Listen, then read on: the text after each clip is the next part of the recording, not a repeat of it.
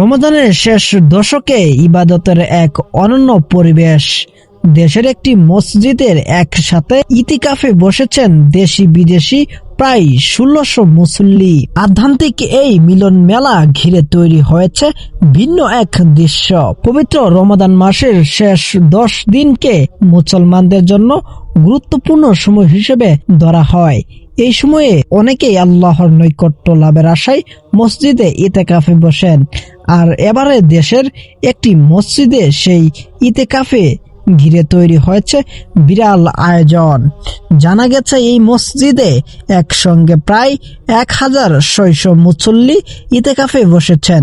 তাদের মধ্যে শুধু বাংলাদেশি নয়, ভিন্ন দেশ থেকেও মুসল্লিরা এসে অংশ নিয়েছেন এই ইবাদতে। ফলে মসজিদটি যেন পরিণত হয়েছে এক আন্তর্জাতিক আধ্যাত্মিক মিলন মেলায়।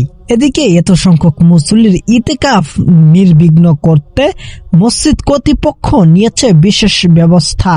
থাকা, খাওয়া, নিরাপত্তা, পরিচ্ছন্নতার বিষয়গুলো নিশ্চিত করছে স্বেচ্ছাসেবকরা।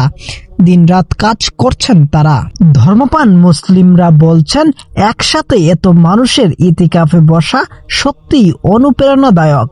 এতে যেমন ইবাদতের পরিবেশে তৈরি হয়, মুসলিম উম্মার ঐক্যের একটি সুন্দর দৃষ্টান্ত দেখা যায়। রমাদানের শেষ ১০ দিন জুড়ে এই ইতিকাফ চলবে। আর এই সময়ে রয়েছে বহুল প্রত্যাশিত রাত লাইলাতুল কদর, যে রাতে হাজার মাসের চেয়েও উত্তম বলে উল্লেখ করা হয়েছে। সব মিলিয়ে দেশের এই মসজিদে ১৬০০ মুসল্লি ইতিকাফ এখন ধর্মপ্রাণ মানুষের মধ্যে নতুন করে আলোচনার জন্ম দিয়েছে।